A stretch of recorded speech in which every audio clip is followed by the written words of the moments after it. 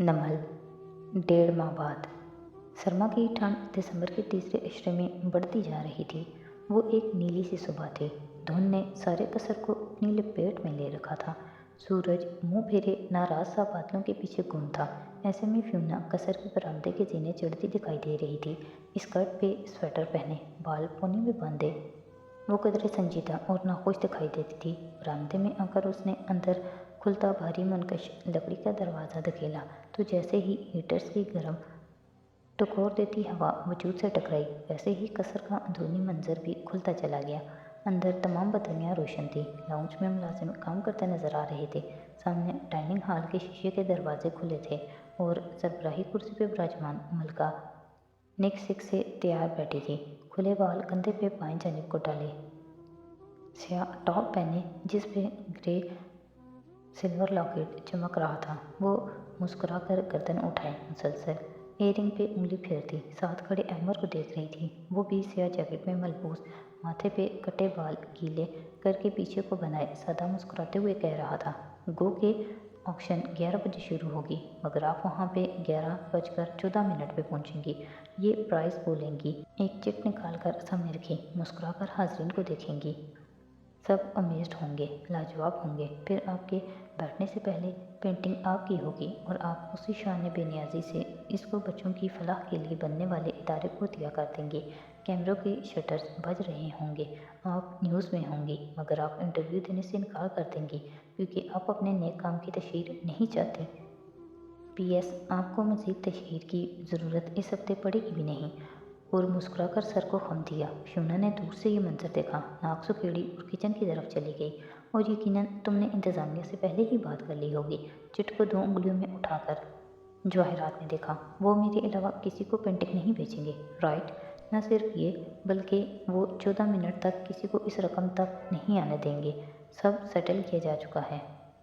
वो ज़रा रुका। मिसेस कारतार, आप सियासत में नहीं आ रही। आप पहले ही एक फिलांथ्रोपिस्ट के तौर पे जानी जाती हैं। फिर मैं पिछले चंद हफ्तों से आपके लिए ये पब्लिसिटी स्टंट्स क्यों अरेंज कर रहा हूँ? जवाहिरात ने नज़ाकत से कंधे उचकाए और नैपकिन घुटनों पे फैलाया। मैं पॉपुलर होना चाहती हूँ। मकबूल लोग किसी भी ओहदे या ऑफिस के बगैर भी एक दुनिया पे हुकूमत करते हैं। वो जहनों पे हुकूमत करते हैं और उनकी राय सुनी जाती है, मानी जाती है। मुस्कुराकर उसे देखते गिलास लबों से लगाया। भारी इस्तेज़ात की भारी कीमतें चुकानी पड़ती हैं मिसेस कारदार, मगर खैर आपको फ़िक्र करने की ज़रूरत नहीं है क्योंकि मैं आपके साथ हूँ और मुझे इसी बात की फ़िक्र है कि तुम इनके साथ हो। आवाज़ पे अहमद चुप कर पलटा। सामने से हाशिम चला आ रहा था। कोट, टाई, कफलिंग्स सब नफासत से खुद पे सजाए तने तासुरात के साथ एक कांटदार नज़र उस पर डालता। वो अपनी कुर्सी तक आया। मुलाजिम ने जल्दी से कुर्सी खींची। वो बैठा और उसी संजीदगी से नैपकिन फैलाने लगा। Good morning Mrs Kartar. Ahmad sir को खम देता कहकर दरवाजे की तरफ बढ़ गया। उसे मालूम था जवाब नहीं आना। वो बहुत टैलेंटेड है हाशिम। जवाहिरात ने नरमी से उसके हाथ को दबाया। हाशिम ने जवाब नहीं दिया, खामोशी से नाश्ता करता रहा। नौशरवान अभी थोड़ी देर बाद तैयार होकर नीचे आ गया। उसके बाल पहले से भी छोटे कटे थे, फ्रेंच साफ थी और आजकल वो ज़रा सी खामोशी से ऑफिस जाता और वापस आकर कमरे में गुम हो जाता। नाश्ता करते हुए हाशिम ने निगाह उठाकर देखा तो खिड़की के बाहर अहमद खड़ा किसी मुलाजिम को हदायत देता नजर आ रहा था। हाशिम ने हौले से सर झटका। मुझे मम्मी इस पे ज़रा भी एतबार नहीं है। जवाहिरात ने मुलाजिम को जाने का इशारा किया। फिर हाशिम की तरफ मुतवज्जे हुई। तुम्हें जिस पे एतबार था उसका नाम खावर था। वो खावर जिस पे तुम्हारे बाप ने कभी भरोसा नहीं किया था, मगर जिस पे तुम्हारे बाप ने एतबार किया था वो अहमर था। अब तुम फैसला कर लो कि कौन सही था कौन गलत।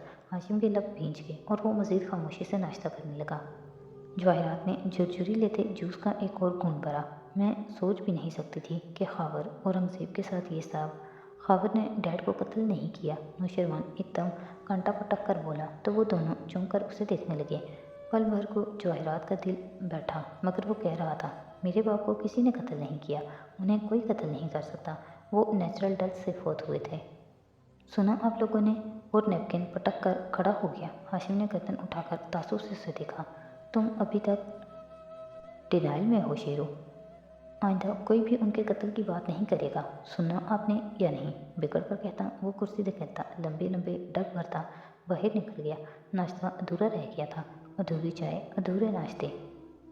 धुंध के पार नेक्सी खड़ी थी, छोटी, कम माया मगर मजबूत। अंदर छोटे से किचन में दम की चाय और इलायची की खुशबू फैली थी। सैम गोल मेज पे मौजूद बुरे बुरे मुंह बनाता नाश्ता जहर मारकर खा रहा था। फ्राई अंडे की जर्दी टूट चुकी थी और वो खाते हुए बार बार एक मलामती नज़र हुनैन पे डालता, जो जल्दी जल्दी तवे पे टोस्ट सेक रही थी। जुमर सफ़ेद लिबास में तैयार सी अपनी चाय दम पे रख रही थी। हना कप खंगालते रुकी तो टोस्ट जल गया। सैम चिल्लाया तो वो उस तरफ भागी। हुनैन, डोंट वरी, वापस आकर हम सब मिलकर किचन साफ कर लेंगे। जुमर ने चूल्हा बंद करते उसे तसल्ली दी तो सैम की प्लेट में रखते हुनैन ने बेयकीनी से जुमर को देखा। आपका मतलब है कि ये किचन साफ नहीं है? उसके दिल को जैसे धक्का लगा। जुमर ने गड़बड़ाकर सैम को देखा, फिर किचन को। हर चीज़, चाहे वो साफ धुले बर्तन थे या पत्ती चीनी के डिब्बे, वो काउंटर पे रखे थे। फैलाओ ही फैलाओ। मेरा मतलब है अभी तो तुमने कर लिया, बाद में हम मिल कर लेंगे। सैम को फिर देखा तो उसने बिना आवाज़ के तौबा तौबा कहते दोनों कानों को उंगली से बारी बारी छुआ। मगर हुनैन सख्त बेज़िल्ली से कुर्सी पे बैठ गई, बोली कुछ नहीं। जुमर का भी फ़ोन आ गया। वो सैम को लेके चली गई तो हन्ना ने घर के सारे दरवाजे लॉक कर दिए। अब वो अकेली थी। वो जानती थी कि घर का ये तख्त ताज अगले 2 हफ्ते तक उसे अकेले ही संभालना था। वजह, सदाकत शादी कर रहा था। उसकी भला से वो किसी से भी शादी करे, जब भी करे, मगर उसने कह दिया था कि नुसरत और बड़े अब्बा के बगैर उसकी शादी मुकम्मल नहीं हो सकती। जुमर और ख़ुद हुनैन के बेहद इसरार पे नुसरत और अब्बा 1 हफ्ते के लिए सदाकत के गांव चले गए थे। 1 हफ्ते की शर्त भी जुमर ने लगाई थी। वो चाहती थी वो दोनों इस डिप्रेशन ज़दा माहौल से निकलें, कुछ दिन ताज़ा हवा खा लें। सो सदाकत के लिए कीमती तोहफे लेकर वो लोग कल रवाना हो गए थे। नुसरत ने कह दिया था कि जुमर मसरूफ़ होती है और हुनैन को खाना बनाना नहीं आता, सो खाना रेस्टोरेंट से आएगा, कपड़े लॉन्ड्री में जाएंगे। हन्ना को सिर्फ नाश्ता और सफाई करनी होगी। मगर सफाई ये दुनिया का सबसे मुश्किल काम था। कल से वो चीज़ें साफ कर करके जोड़ जोड़ कर हलकान हो चुकी थी, मगर पूरा घर बिखरा हुआ लगता था। आज भी वो जुमर के नीचे आने से आधा घंटा पहले किचन में आई थी। सारा किचन साफ किया, मगर कितने मज़े से वो कहेगी कि सफाई नहीं लग रही थी। भाई मतलब तो यही था ना। ठंडी चाय का घूंट भरते अकेले बैठे उसकी आंखों में आंसू आ गए। पहले ही दिन रात हाशिम का ख्याल, उसकी आवाज़, ये सब जहन से निकलता नहीं था। गज़े बसर करके थक गई, मगर वो तो वैसे ही याद आता था, ज़रा भी नहीं भूला था। उसने सोचा कि गज़े बसर में कामयाब होकर वो शेख के अगले तरीके तक जाएगी, मगर कामयाबी तो दूर लग रही थी। सो बिलाखिर वो किताब उठा लाई और लाउंज में सोफे पे लेटे उसने मतलूबा फसल खोली थी। दरवाजे के पार खुला दरिया था। तेज सूरज की सुनहरी किरणें पानी पे झलमिला रही थी। ऐसे में वस्त दरिया को चीरती एक लकड़ी की कदीम कश्ती चलती जा रही थी। बूढ़े शेख किसी माहिर मलाक की तरह चप्पुओं को पानी में चलाते कश्ती को आगे धकेल रहे थे। उसके सामने वो बैठी थी, पहले की तरह कमज़ोर और बददिल, कोहनियाँ घुटनों पर रखी। वो हथेलियों पे चेहरा गिराए नाराज़गी से उसको देख रही थी। वैसे बसर करके मर गई मैं। पहले उनको देखना छोड़ा, फिर उसकी ईमेल्स, उसके टेक्स्ट सब मिटा दिए कि उनको देखना भी गज़े बसर के ख़िलाफ़ था, मगर वो नहीं भूला। मैं तो उसे देख भी नहीं रही, फिर वो मुझे क्यों नहीं भूलता शेख? शेख ने आहिस्तगी से गीले चप्पू निकाल कर कश्ती के अंदर रखे। हवा हौले से खुद ही सुनहरे पानी पे कश्ती को आगे बढ़ाने लगी। तुम्हारे ज़माने में लड़की सबसे मौलिक बीमारी कौन सी है? डेंगू, फ़ौरन बोली, फिर गड़बड़ाई, सॉरी, कैंसर, सरतान। तो अगर सरतान का मरीज़ अपनी बीमारी भूल जाए तो क्या वो तंदुरुस्त हो जाएगा? ले, बीमारी भूलने से कौन शिफायाब हो सकता है? तो मेरी बेटी, मरीज़ कैसे ठीक होगा? जिस्म से उस सरतान के निकलने से या यादाश्त से सरतान का ख्याल निकलने से। और जब वो ठीक हो जाएगा तो क्या वो सरतान को भूल जाएगा? वो एक अजीब इंकशाफ का लम्हा था। हना ने दम बखुद उनको देखते नफ़ी में सर हिलाया। नहीं, उसे सारी उम्र सरतान याद रहेगा, लेकिन अगर वो तंदुरुस्त हो चुका है तो वो याद उसे तकलीफ़ नहीं देगी। तो क्या मुझे अपने महबूब को भूलने की ज़रूरत नहीं? वो बेयकीन थी। भूले बगैर मूव ऑन करना, ये कैसा इलाज था? वो तुम्हें कभी नहीं भूल सकता। तुम भूलने की कोशिश तर्क कर दो। इलाज तुमने अपने दिल का करना है या यादाश्त का नहीं। उसे दिल से निकालना है, दिमाग से नहीं। इस मकाम तक आना है जहाँ उसकी याद पे तुम बेहिस हो जाओ, तुम्हें फ़र्क पड़ना ख़त्म हो जाए, ना नफ़रत ना मोहब्बत। अन्ना का दिल जैसे एकदम खाली हो गया। टुकर टुकर उनका चेहरा दिखने लगी। मगर ये कैसे होगा? उसके लिए पहले तुम्हें मोहब्बत को समझना पड़ेगा। उन्होंने चप्पू उठा लिया और फिर से पानी में चलाने लगे। कश्ती की रफ्तार तेज हुई। सुनहरी किरणों से चमकता पानी अब तंग हो रहा था। गोया दरिया के दो दहाने करीब आ रहे थे। दोनों इतराफ में उगा सब्जा भी घना और गुंजान था। और उसको समझने के लिए पहले इश्क और मोहब्बत में फ़र्क करना सीखो लड़की। दरिया मज़ीद तंग होकर किसी नहर में बदलता जा रहा था। वो जैसे शाम से दूर अमेज़न के जंगलात के दरमियान बहती कोई नहर थी। मुझे पता है, वो जल्दी से बोली। पहले पसंदीदगी होती है, फिर मोहब्बत, फिर इश्क, फिर जुनून, फिर दीवानगी। शेख के तासुरात देखकर वो चुप हुई। वो अफसोस से मगर मुस्कुराते हुए नफ़ी में सर हिला रहे थे। ये तर्जे तुम्हारे मुल्क में राइज होंगे, मगर जिस ज़ुबान से तुम्हारी ज़ुबान निकली है, इसमें मामला ज़रा मुख्तलिफ है। मोहब्बत दरमियान में नहीं है, बल्कि मोहब्बत के ये सब दर्जे हैं। मोहब्बत खुद कोई दर्जा नहीं है। तो कितने दर्जे हैं मोहब्बत के? 7। सुनोगी? वो मुस्कुराई। कश्ती अब उस सरसब्ज तंग नहर के दरमियान दाखिल हो चुकी थी। वहाँ जा बुझा कवल के फूल पानी पे तैरते दिखाई दे रहे थे। सूरज घने दरख्तों के दर पे छुप गया था। ठंडी मीठी सी छाया हर सू छाई थी। मोहब्बत का पहला दर्जा इलाका है, क्योंकि इसमें इंसान का अपने महबूब से ताल्लुक़ कायम होता है। इलाके के बाद असवाबा है, उसमें इंसान का दिल पूरी गर्दीदगी के साथ महबूब की तरफ झुक जाता है और वो उसके सहर में गिर जाता है। तीसरा दर्जा अल-कराम है। कुरान में पढ़ा होगा तुमने, इन्ना अज़ाबिहा काना करामा। बिलाशुबा उसका अज़ाब लाजिम होने वाला है। सो अल-कराम में मोहब्बत कल्ब के अंदर हमेशा के लिए लाजमी तौर पे जा बैठती है और इससे निकल नहीं पाती। वो ज़रा देर को सांस लेने रुके। फिर इश्क है मोहब्बत की एक इंतहा। और एक बात कहूँ, बुरा तो नहीं मानोगी? नहीं तो ये क्या तुम्हारे मुल्क के लोगों ने अल्लाह और उसके रसूल सल्लल्लाहु अलैहि वसल्लम के साथ इश्क का लफ्ज़ जोड़ना शुरू कर रखा है? तुम्हारी ज़ुबान में जिस ज़ुबान से निकली है, उसमें इश्क का लफ्ज़ मर्द औरत की ऐसी मोहब्बत के लिए इस्तेमाल होता है जो मोतबर नहीं समझी जाती। इस लफ्ज़ में शराफत नहीं है। खुद सोचो, कभी कह सकती हो कि अपने माँ बाप से इश्क है तुम्हें? अजीब सा लगता है ना? अल्लाह की मोहब्बत के लिए, रसूल पाक सल्लल्लाहु अलैहि वसल्लम की मोहब्बत के लिए ये लफ्ज़ कतन दुरुस्त नहीं। आहिस्ता बोलें। किसी टीवी पे मदारीनुमा सो कॉल्ड स्कॉलर ने सुन लिया ना, तो मुझे उल्टा लटका देगा। आपको क्या पता आजकल आशिक़े रसूल के टाइटल की टीवी चैनल पे कितनी डिमांड है। शेख ने मुस्कुराकर आँख भरी। किसी और को अगर हक बात कहने में किसी मलामत की परवाह है और वो गैर जानिबदार रहना चाहता है तो रही, मगर ना मैं गैर जानिबदार रहूँगा, ना गलत चीज़ को रोकने के लिए किसी मलामत या फतवे की परवाह करूँगा। अरबी अदब के माहिरीन और अहले ज़ुबान से जाकर पूछ लो, और नहीं तो कुरान पढ़ने वाले से पूछ लो। अल्लाह ने अपने रसूल और अपने लिए मोहब्बत का लफ्ज़ इस्तेमाल किया या इश्क का। मैं तुम्हारे मुल्क के मुफ्तियों और आशिकों से नहीं डरता। जो लफ्ज़ मुझे अल्लाह के रसूल ने नहीं सिखाया, जो लफ्ज़ एक अच्छा लफ्ज़, एक शरीफ लफ्ज़ नहीं समझा जाता, मैं उसको अल्लाह और उसके रसूल के साथ जोड़ने की मुखालफत करता हूँ। और मुझे किसी मलामत की परवाह नहीं है।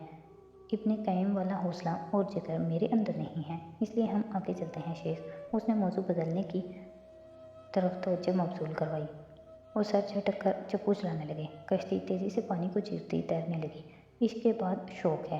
ये दिल के उस सफ़र का नाम है जो पूरी तेज़ी से महबूब की तरफ शुरू किया जाता है। परवरदिगार आलम के मुतल्लिक़ इसका इत्तलाक़ होता है। अल्लाह को मालूम है कि उसके दोस्त उसकी मुलाकात का शौक़ रखते हैं, इसलिए उसने एक दिन मुकर्रर कर दिया है कि जब वो लोग अपने दुखों और मसलों में सिर्फ उसी से मदद मांगा करते थे, और इस वक्त उससे मुलाकात करेंगे और उनके दिल में मौजूद जज्बात मोहब्बत को करार मिलेगा।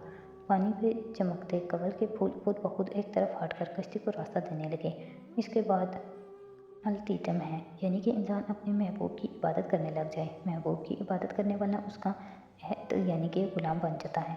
वो अपनी सारी अना, सारी इज़्ज़त नफ्स सब इस महबूब के कदमों में डाल देता है। किसी इंसान से ऐसी मोहब्बत की जाए, मजबूरी में नहीं, जुल्म में नहीं, बल्कि सिर्फ मोहब्बत में खुद को उसके कदमों में बेतौकीर कर दिया जाए, तो ये शिर्क है। मगर अल्लाह से ऐसी मोहब्बत करना, खुद को उसके सामने झुकाना, अपने चेहरे का हर निकाब उतार कर, हर अना से पुश डालकर उससे अपने दिल का हाल बयान करना, उसके आगे दुआ में गिड़गिड़ाना, ये इबादत है। और इबादत मोहब्बत की मेराज है। जो अल्लाह की इबादत नहीं करता, वो उससे मोहब्बत नहीं करता। अब इनके चप्पू चलाते हाथों में रवानी आ गई। हवा भी ठंडी हो रही थी। दरिया नहर की मानद दरख्तों की तंग गलियों से गुजर कर आगे बढ़ता बढ़ता जा रहा था। उसके बाद कमाले मोहब्बत मोहब्बत का आखिरी दर्जा खिल्लत है। ये दिल की इस कैफियत का नाम है जिसमें महबूब के सिवा न किसी की गुंजाइश होती है, न दिल की शराफत को बर्दाश्त किया जाता है। इसी खिल्लत से खलील है और ये मनसब अल्लाह ने सिर्फ 2 इंसानों को अता किया है, इब्राहीम अलैहिस्सलाम और मोहम्मद सल्लल्लाहु अलैहि वसल्लम। इस खिल्लत को हासिल करने के लिए इन 2 अज़ीम अंबिया ने बहुत सी कुर्बानियाँ दी हैं। हम इस मुकाम तक नहीं पहुँच सकते, मगर अल-तितम यानी इबादत तक तो पहुँच सकते हैं ना। जैसे उसे तसल्ली दी, अब तुम्हें फैसला करना है कि तुम्हारी अपने महबूब से मोहब्बत किस दर्जे की है। इश्क तक, वो बेख्तियार बोली। तो फिर सुनो, मर्ज़ इश्क की मुदाफ़ियत का दूसरा तरीका ये है कि वो ज़रा देर को रुके, कि अपने दिल को किसी और तरफ मसरूफ़ करो ताकि वो इश्क वाले रास्ते से रुके, या तो किसी खौफ के ज़रिए, या फिर वो उदासी से मुस्कुराए, या फिर मोहब्बत के ज़रिए। मोहब्बत के ज़रिए जैसे हीरा हीरे को काटता है, जैसा लोहा लोहे को काटता है, वैसे ही इश्क को सिर्फ इश्क काटता है। मोहब्बत का इलाज मोहब्बत से ही किया जाता है। जब तक तुम्हारे दिल के सामने कोई बड़ी मोहब्बत नहीं आएगी, उस शख्स की मोहब्बत से बड़ी मोहब्बत, तब तक वो शफायाब नहीं होगा।